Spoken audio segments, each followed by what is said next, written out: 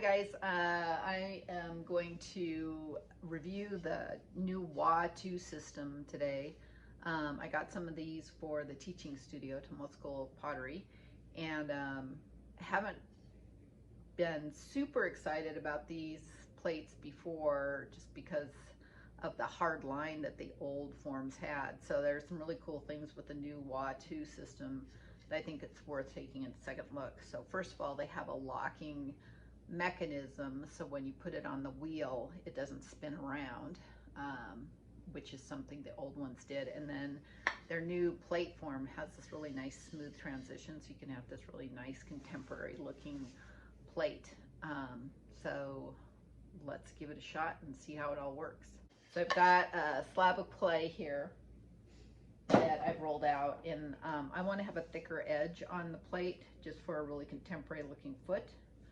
So I'm just gonna smooth this out with my rib so I don't see my slab roller lines.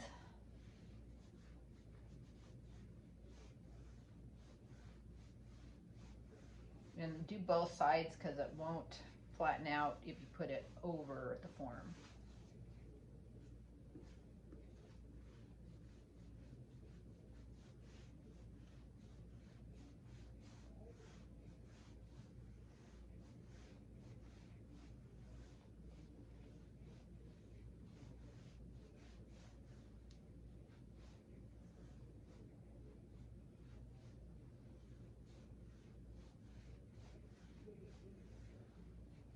Okay, pretty happy with that. So now we're going to just center this, and I like to already get this in line and make sure you get it in the right way, because the new WA system has the 2 pins versus the 1 pin of the previous one. And so you're just going to lock it into place on your plate, and I can already tell it's going the wrong way, so I'm going to just switch it around. So now it's all ready to go into their system. So now I just need to center this clay, and then this is the board that comes with it, which makes it nice for smoothing everything out. So I'm just going to flip it over. And now the clay is kind of centered on the form.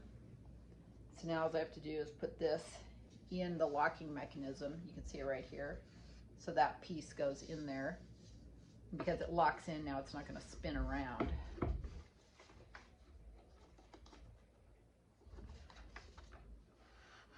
that in there.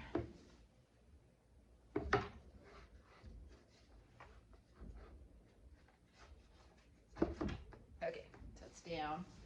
And now all you have to do is kind of smooth it down with either flexible rib or sponge or both. And so I'll just get my wheel going. And I mean, I actually think these look pretty close to a wheel thrown plate once you're done with it. So I'm just gonna smooth this out.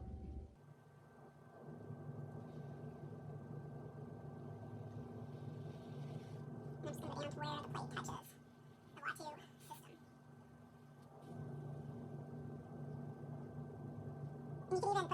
throwing lines in here if you want it to look like you did this for wheel throwing.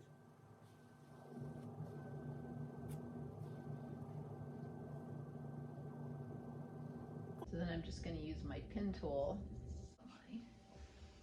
So I'm going to hold my pin tool, and I'm just going to go down to where this really meets the bat. So I want to make sure that I get it pretty much really clean cut. So I'm just going to put it right there and go down. So they tell you to go ahead and make a 1/4 inch line for your foot ring, but I have to admit I like this little foot ring cutter that they came out with. I don't even know if they still sell it, but you can do the same thing with the corn on the cob. So I'm just going to put that there and make that. So I'm going to stop my wheel. I'm going to cut this off.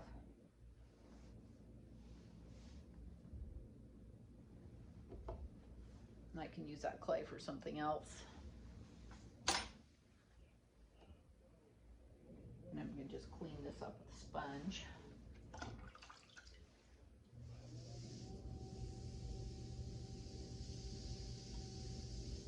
And then I'm going to use my scoring tool. You just use my scoring tool where the foot ring would be if I was going to trim a plate, which is about right there. So I'm just going to score that. And I'm just going to add some water.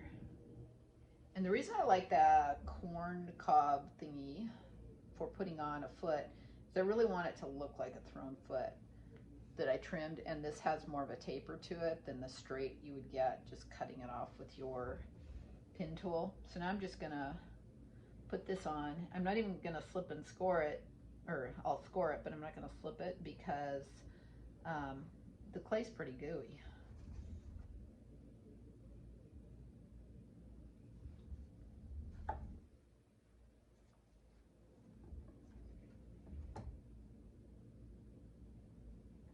Just putting that down. When I get to the edge here, I'm just going to use my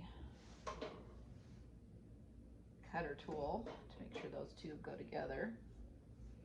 And then I'm just going to take my sponge and I'm going to just compress that, and then I'll throw it.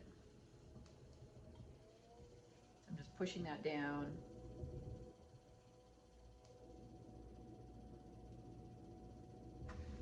And then I'll just come in here and throw that a little bit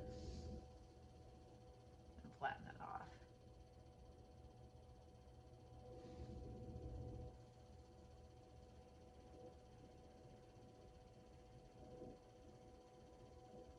And then I like to have a little bit of thrown line to it, so I'm just going to use my sponge to give some noise.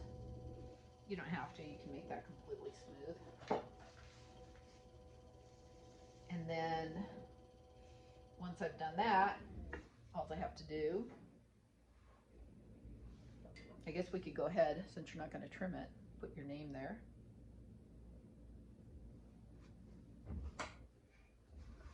And then I just pop it out.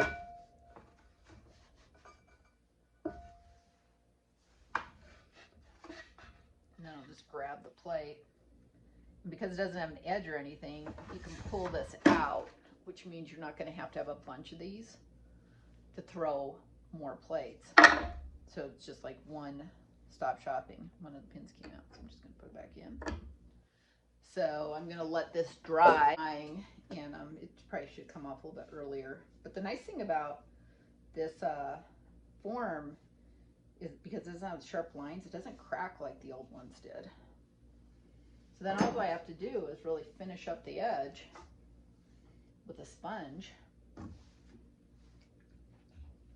And to be perfectly honest, I'll probably trim the foot because I want it to look really close to a thrown pot.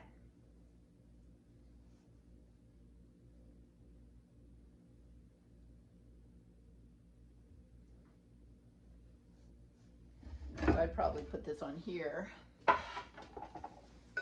And that's just me being really persnickety.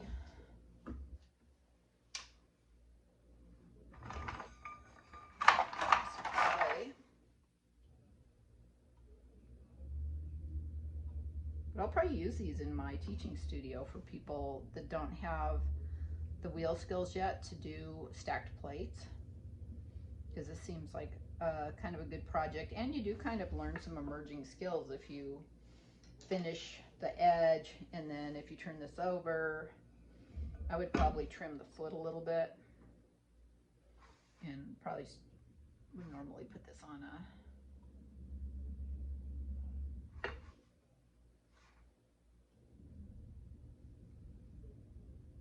so would probably just kind of, there's a little bit of a gap there, so I'll just kind of round that out.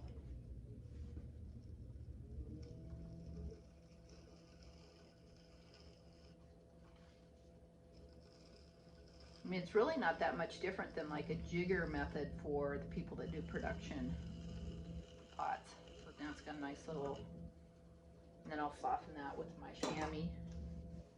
Wasn't much trimming I wanted to do, but I just wanted it to kind of have that thrown, trimmed look.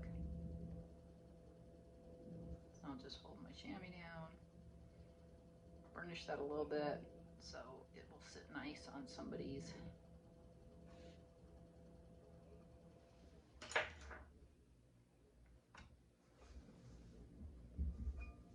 Yeah, so I don't think that's too bad.